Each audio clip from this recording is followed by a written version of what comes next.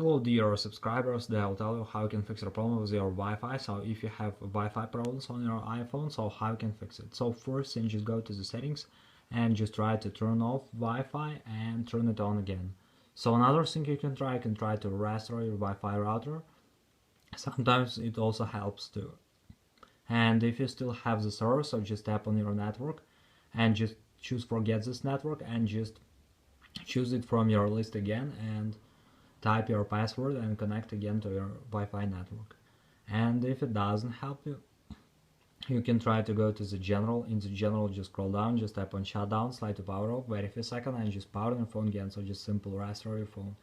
And if you still have the server, so just try to update your phone. So just go to the general. In the general, just open software update, and if you see here available update, just tap on download and install and wait until it was successful install the latest updates for your iPhone.